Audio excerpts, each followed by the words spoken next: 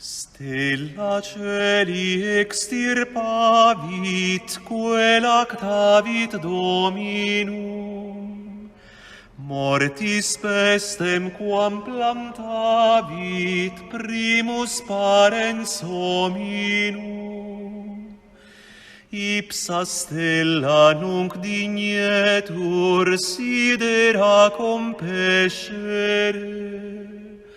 quorum bella plebem cedunt dire mortis ulcere. Opissima stella maris, a peste succurre nobis. Audi nos, Domina, nam filius tuus, nicil negans te honorat. Salva nos, Iesu, pro quibus Virgo Mater te ora.